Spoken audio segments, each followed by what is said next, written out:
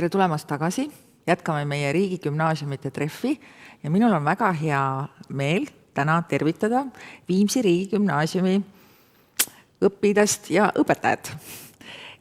Mina ise olen Krista Niit, töötan siin majas ja Eesti Töötukassas karjääriinfo spetsialistina, aga mina annaksingi nüüd kohe jutujärje üle minu vestluskaaslastele ja lasen neil endal tutvustada, et võib-olla oleks olnud põnevam, kui üks Mart oleks tutvustanud teist Marti, aga täna teeme siis ikkagi selles järjekorras, et alustab õpetaja Mart ja sina saad siis rääkida sellest, et mis roll sinul on koolis ja millise põneva tegevusega sa näiteks tegeled väljaspool kooli ja siis võtab juba jutujärje üle õpilane Mart.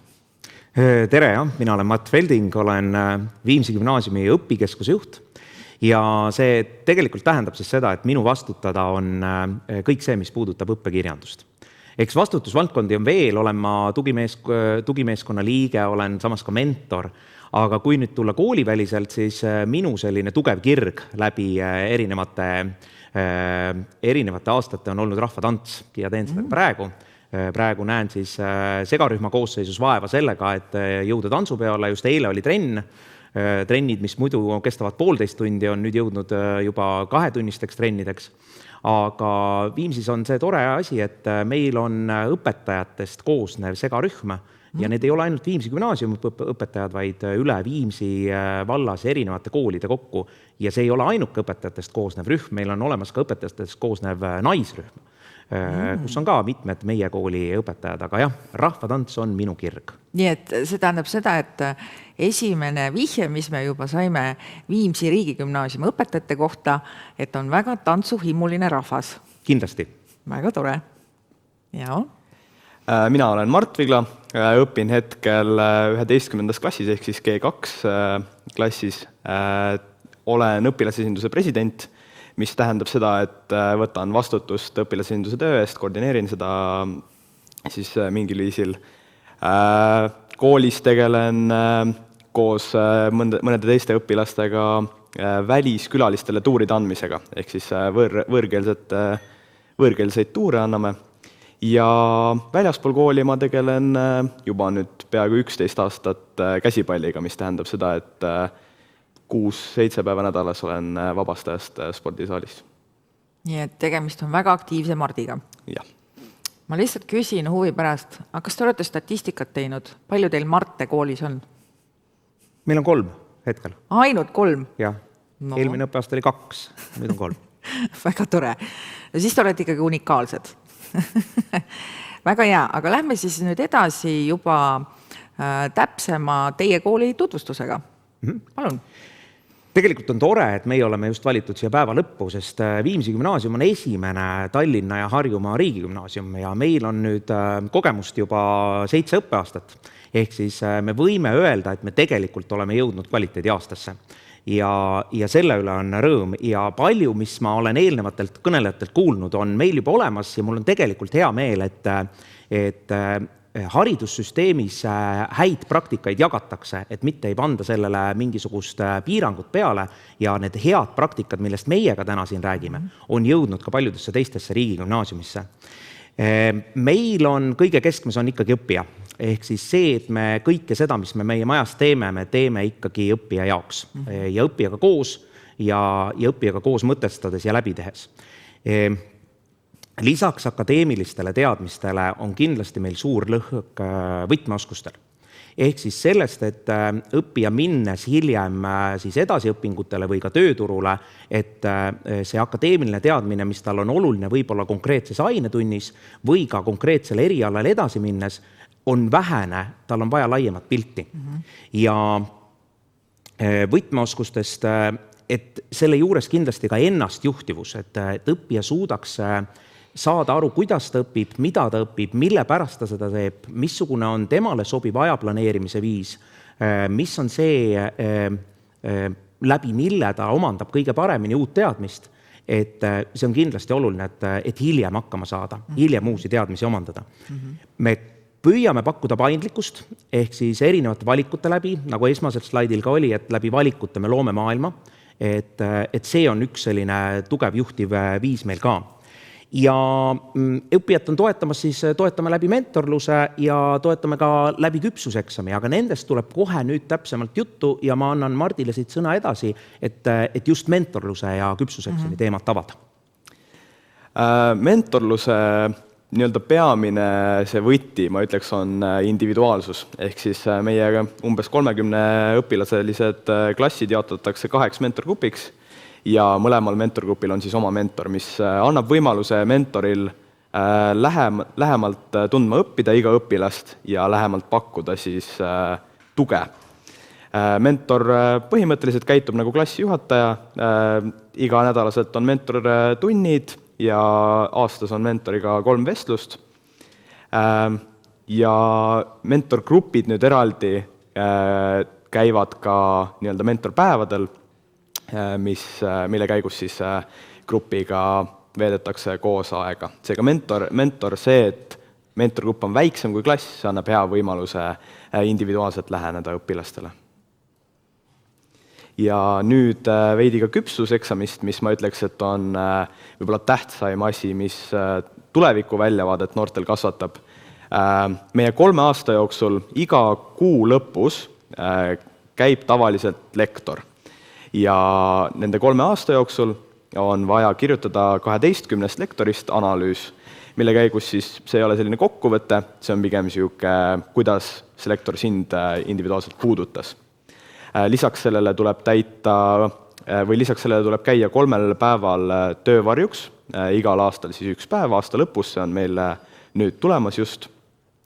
Ja lisaks sellele on siis vaja teha 8 tundi vabatahtlikku tööd. Ja see kõik siis kulmineerub suulise arvestusega 12. klassi lõpus, kus siis on vaja ennast analüüsida läbi nende võtmeoskuste siis. Jah, ma saan siit täiendada juurde veel, et küpsuseksam on üks koolieksam, mis on lõpetamiseks vajalik ja tegelikult õppija siis enda õpingute jooksul suurem osa sellest eksamist teeb juba ära. Et see ei ole midagi, mida tuleks siis gümnaasiumit lõpetades karta. Aga valikutest edasi rääkides, moodulitest on juba räägitud ja eelnevate kõnelejate pool ka meil on üles ehitatud siis õppemoodulsüsteemi järgi, ehk siis õppija saab igaks õppeaastaks valida endale mooduli. Ja ükski järgnev valik ei ole eelnevast sõltuvuses. Ehk siis olenemata sellest, milline oli su G1 valik, sul on endiselt kõik võimalused ka G2-s olemas. Et me täitsa saame aru, et selline 15, 16, 17, 18 noor ei pruugi veel olla kindel selles, mida ta tahab edasi õppida, kuhu ta tahab edasi liikuda ja sellepärast on hea katsetada läbi moodul siis läbi õppeaasta umbes 3 kursust, saada aru, kas see võiks olla suund, kuhu tema tahab edasi liikuda.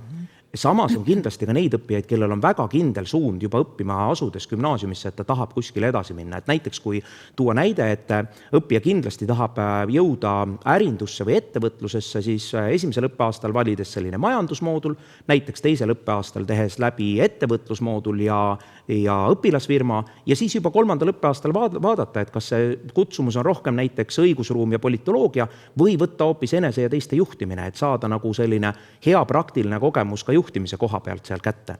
Ja samas, kui õppijal ei ole mitte mingisugust ideed ja suunda, siis ta võib julgelt teha selle valiku, et ta mõtlebki, et mulle meeldib analüüsida teoseid. Ma võtan keele ja kirjanduse ja kultuuri esimesel aastal ja teisel aastal mõelda, et aga äkki prooviks hoopis IT-d. Ja läbida hoopis selline moodul ja siis juba vaadata, mis on see 3. aasta moodulivalik, millest sealt edasi minna. Valikutest veel me võib-olla natukene eristume osadest teistest koolidest selle põhjal, et me pakume 3. keelevalikut ja me ei paku seda lihtsalt ühe ainukese kursuse näol, vaid õppijal on läbi mitme õppeaasta võimalik siis õppida 3. keelt sellisel tasemel, et jõuda A2 keeletasemeni välja. Ja selles valikus on prantsuse keel, hispaania keel, soome keel, rootsi keel, et need valikud on. Ja õppijal, kes täna õpib põhikoolis enda teise keelena näiteks vene keelt või saksa keelt ja mõtleb, et ta pigem ei jätkaks sellega, siis gümnaasiumisse tulles on tal see valik, ta võib muuta täiesti suunda ja hakata näiteks gümnaasiumis enda teise keelena õppima hispaania keelt või prantsuse keelt või soome keelt. et need valikud täna on ja võimalik siis omandada see keel olulisel tasemel selliselt, et edasi õppida. Samas me pakume valikkursuseid, meil on 2 korda õppeaastas, üks neist siis kestab läbi teise õppeperioodi või siis 3. õppeperioodi lõpus on valikkursuste nädal, kus siis õppija on võimalik valida endale valikkursuseid. Õppijal on teatav kohustus läbida 3 õppeaasta jooksul siis 2-5, olenevalt enda valikutest, valikkursust, aga ta võib valida rohkem. Ta võib teha rohkem. Kui tal on huvi, tal on nii-öelda kohustuslik maht täis ja ta näeb, et ta ikkagi tahaks veel õppida juurde midagi, siis tal on võimalik valida juurde mõni valikkursus. Valikkursuse võib täis saada ka mõnest huvitegevusest. Näiteks, nagu mina tõin välja rahvatantsu, on meil ka noortele väga tugev 2 rühma koosseisuga rahvatantsurühm. On meil koolibänd, on meil segakoor, on meil koolimeedia, ehk siis see, kes tahab meie toimetamistest natukene rohkem teada, siis julgelt otsi üles Viimsi gümnaasiumi Hüpernool, kes siis ongi koolimeedia nii-öelda väljaanne. Me anname ka paberkujul välja, aga hästi palju oleme sotsiaalmeedias ja sealt võib täpselt näha seda, milliseid sündmusi me teeme, milliseid sündmusi toimub, kus me oleme veel kaasas käinud, kuhu on Hüpernool jõudnud ja seda kajastanud. Ja ka läbi selle osaledes sellises ennast arendavas huvitegevuses on võimalik ka valikkursus täis saada. Samas, kui õppija näeb, et meie poolt pakutav valikkursus ei anna talle seda kätte, mida tema tahaks. Ja tal on väga spetsiifiline huvi ja seda huvi annab mõni ülikool. Siis ta võib ülikooli juures iseseisvalt, kas e-õppena või koolivälisel ajalõppena, läbida mõne valikkursuse, mida me saame arvestada tema valikkursuste mahus. Samamoodi sellised treenivad noored nagu Mart minu kõrval, ta võib saada ka arvestatud enda huviala või treeningute pealt enda valikkursuse. Et vahel on see ka nii-öelda hea võimalus kasutada seda ära, kuhu iga nädalaselt noor kindlasti panustab. Nii et valikuid on palju, piire on palju ja enda jutu lõpuks panen siia ette korraks ka vastuvõtu ajajoone ja need, kes esitlust on kõrvalt jälginud, te näete, et siin on mitmel leheküljel välja toodud ka QR-kood, ehk siis on kiire juurdepääs meie kooli koduleheküljele ja seal on võimalik juba siis täpsemalt lugeda küll valikkursuste kohta, küll mooduli kohta või siis võtta see ajajoon ka endale täpselt ette ja vaadata, millal siis sisseastumisel, milline etapp käib, kuhu ma pean enda kalendrisse märke tegema, millal ma pean millised paberid vastu ära saatma või millise otsuse koolile edastama. Aga lühidalt kooli tutvustuseks meie poolt siin oleks kõik. Ja. No minul tekkisid kuulates teie põnevaid tutvustusi mõned küsimused. Mart, õpilane Mart, kui kaua sina oled olnud õpilasesinduse president? Mina alustasin sellel aastal nüüd tööd. Nüüd lisaks sellele, et sa väliskülalistele julgelt tutvustad oma kooli, mis ülesandeid sa siis veel õpilasesinduse presidendina täidad? Hetkel õpilasesinduse presidendi töö tähendab minu jaoks seda, et minu poole pöördutakse siis mureküsimustega, ehk siis mina olen see nii-öelda peamine esineja ja mina võtan ka vastutust siis meeskonna töö eest. Meeskonna siseselt meil on rollid jaotatud muidugi nagu laiali, et ma ei tee otseselt rohkem tööd kui teised grupikaaslased, lihtsalt mina olen see, kes siis selle eest vastutust kannab. Ja grupisiseselt minu ülesanne ongi siis vastutada erinevate tuuride, erinevate ekskursioonide, erinevate väliskülaliste eest, mida meil Viimsi gümnaasiumis on väga tihti tegelikult. Väga tore. Räägime nüüd õpetaja Mardiga. Sina oled õpikeskuse juht. Kus kohas üldse õpikeskus asub teie koolis? No õpikeskus kui selline, hästi palju tahaks seda nimetada raamatukoguks. Ja meil on ta, nagu mitmes riigigümnaasiumis, raamatukogu on just kui üks koridori osa. Et siis õppimise keskus koolimajas on kõik. Ja tegelikult see ei ole selline koht, et nüüd ma pean tegema raamatukogu ukse lahti ja kas ma julgen sealt sisse minna. Õppijad on kogu aeg seal. Me oleme loonud neile sellised õpipesad sinna, nad tulevad tunnist välja enda grupiülesannet sinna täitma, nad viibivad seal ka tunnivälisel ajal ja ka koolipäeva lõpus edasi, et täita mõnda koostöise õppimise kohta, lahendada mingit rühmaülesannet, võtta, laenutada endale sülearvuti ja täita mõni kodune ülesanne ära. Ja mina asun seal, ehk siis mina töötan ka koridoris. Selge. Koos õppijatega. no mis kellani on koolimaja avatud? Kui õppetöö kestab umbes seal 4:30–5, kaua siis on õpilasel veel võimalik seal ringi liigelda? No enne 8 tuleks hakata ennast natukene kokku pakkima, sest siis muidu võib jõuda enda toimetamistega selleni, et ühel hetkel tuleb turvafirma ja küsib, et miks te viibite veel endiselt koolimajas. No mis tegelikult annab ju tunnistus sellest, et ikkagi õpilastele meeldib ka väljaspool õppeaega, koolis aega veeta ja ilmselt seda kasutatakse väga aktiivselt. Eks see on õppijaid, kes seda teevad aktiivsemalt ja vähem aktiivsemalt. Kindlasti on neid, kellele koostöös õppimise vorm väga hästi sobib. Aga samas on kindlasti meil neid õppijaid ka, kes väga hästi saavad hakkama just iseseisvalt mõne ülesande lahendamisega.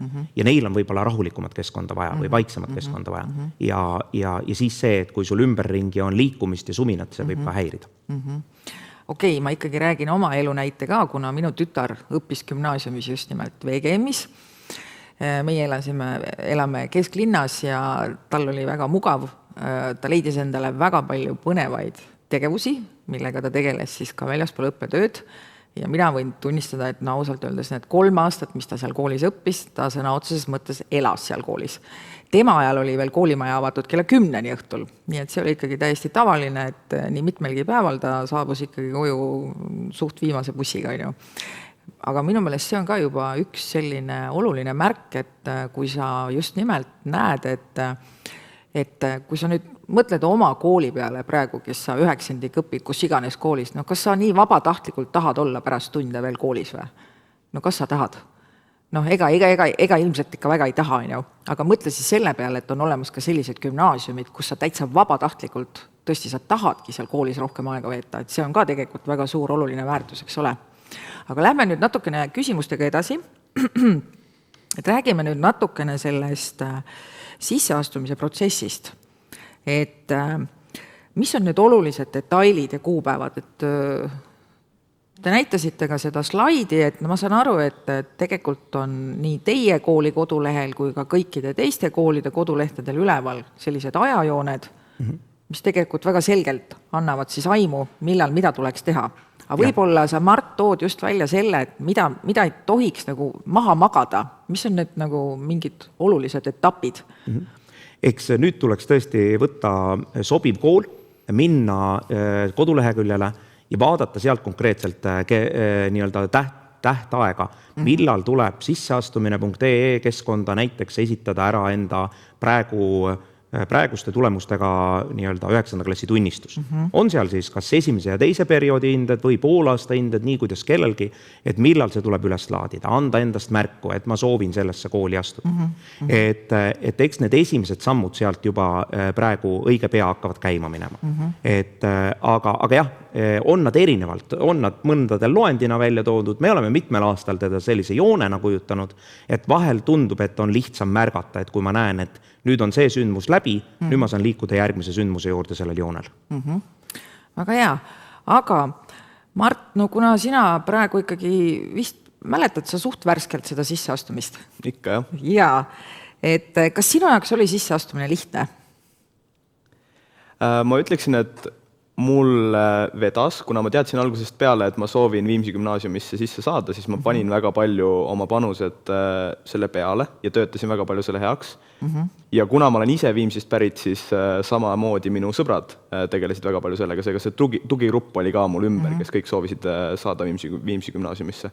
Seega kogu aeg me hoidsime sellel silma peal ja üheskoos me nagu töötasime selle heaks. Aga kus sina näiteks infot otsisid? See veebisait oli minu jaoks väga suur abi ja just see samamoodi ajajoon. Aga kui sa täna peaksid uuesti astuma ja ette valmistama just seda sisseastumist kuhugi VGM-i, et mida sa teistmoodi teeks just selles ettevalmistusperioodis? Ma ütleksin, et ma jäin suhteliselt rahule, aga ma kahtlesin selles mõttes, et kuna ma panin kõik oma panused Viimsi gümnaasiumi peale, siis mul ei olnud nagu sellist tagaplaani väga. Et ma võib-olla oleksin rohkem jaotanud, rohkem teinud igaks juhuks nagu muid valikuid, aga lõppude lõpuks ma olen rahul ikkagi sellega, et ma panustasin Viimsi gümnaasiumi peale. Väga hea. no selge on see, et kui sa lähed gümnaasiumi vestlusele, siis sind tervitavad selle kooli õpetajad. Et räägime nüüd VGM-i variandist, et kui palju siis kuulub sinna vastuvõtukomisjoni, sinna vestluskomisjoni neid õpetajaid ja kas siis on mitme kaupa siis see vestlus toimub õpilasega? Meie tahame vestelda õppijaga otse ja oleme proovinud ka veebis vestlust. Komisjoni suurus on endiselt 3 liiget. 3 kooliõpetajat on sellel õppijal vastas, on rõõmsameelsed, on positiivsed, on valmis temaga suhtlema, on ootuses, et ta on valmis ka meiega suhtlema ja on selline pea pooletunnine vestlus, et kus siis jõutakse puudutada palju erinevaid teemasid. Et isegi kui mõni teema on õppijale omasem või vähem omasem, siis et leida see koht üles, mille pärast see õppija just soovib Viimsi gümnaasiumisse tulla. Aga Mart õpilane, kui sina kuuluksid sinna komisjoni, mis oleks üks küsimus, mida sina noorte käest küsiks? Mina küsiksin midagi sellist, et mis oli viimane asi, mis sind üllatas või mis oli viimane asi, mis sind mõtlema pani, sest minu arust Viimsi gümnaasiumis väga tähtis ei ole nii palju need teadmised üleüldse, vaid on see, et oleks kirg mingisuguse ühe asja vastu, mis on ka, tuli välja eelnevalt sellest jutust, et saab kasutada huvitegevusi, et täita ära kursused. Et kui õpilasel on mingi see üks kirg, siis seda mina nagu peaksin tähtsaks. No ilmselt kallis 9. oled sa aru saanud, et tegelikult igast koolist saab korraliku hariduse. Aga mina nüüd küsiksin just nagu Viimsi riigigümnaasiumi mõttes seda, et mida lisaks sellele heale haridusele teie koolist noored veel kaasa saavad ellu? Ma arvan, et meil on see julgus öelda, et seda ennastjuhtivust me üritame selles noores arendada hästi palju. Mõistmist sellest, kuidas tema puhul mingid asjad toimivad ja et ta oleks teadlik, kuidas ta mingeid asju teeb. Et vähendada tuupimist, rohkem keskenduda sellele, mis on see teadmine, mida ta soovib omandada, mis on see teadmine, mis tal tuleb ära õppida, et hakkama saada, ja jõuda ka sellele, et ta saaks aru, millised on veel need tavalise akadeemilise teadmise kõrval olevad oskused, mida tal tegelikult läheb ka vaja. Et on see koostöö, on see suhtlemine, on see inimeste emotsioonide mõistmine, et lihtsalt, et ta saaks ka teiste inimestega suheldes paremini hakkama enda tulevases elus.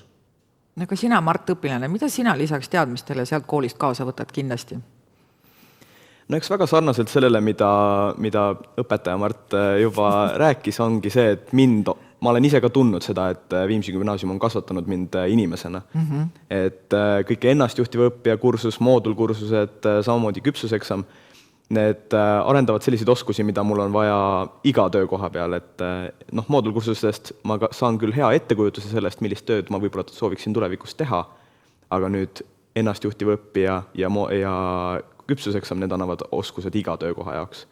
Ja tegelikult ma võib-olla tooksin sellise näite ka, üks tüdruk, kellega koos ma teen neid võõrkeelseid tuure, tema rääkis mulle, kuidas tema 10. klassi alguses ei olnud nagu üldse suhtleja inimene, tal oli esinemishirm, ei soovinud väga nagu rääkida, aga tema ongi toonud meie tuuride jooksul väga palju näiteks seda, et ta on nii palju kasvanud tänu nendele õppeainetele inimesena, et nüüd ta teeb neid võõrkeelseid tuure, ehk siis see nagu kasvatab tõesti inimesena.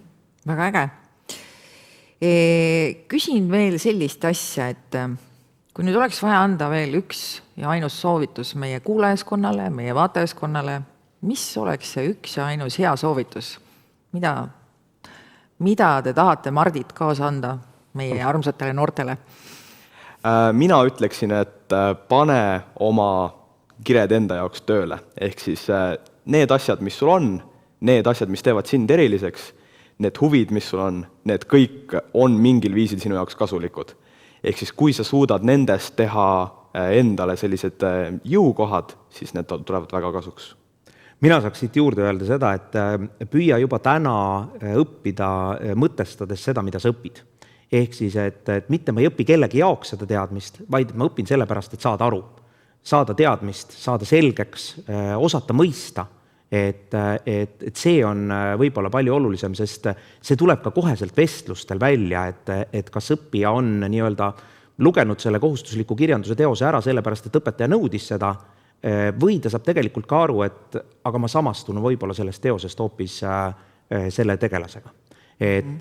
Ja ma tean, et eelnevates küsimustes, mis meile ette saadeti, oli küsimus ka selle kohta, et mida saaks näiteks klassijuhataja täna teha ühe 9. klassi noore heaks, siis ma julgustan kõiki klassijuhatajaid harjutama vestlust koos õppijatega. Et kui klassijuhataja paneks ennast ühe gümnaasiumi õpetaja kingadesse, kes otsiks endale potentsiaalselt uut õpilast enda õppeainesse, siis mida tema küsiks selle noore käest ja pärast saaks selgitada, aga millist vastust ta tegelikult ootaks või et kuidas see vastus, mis talle kõlas, et kuidas see välja paistab.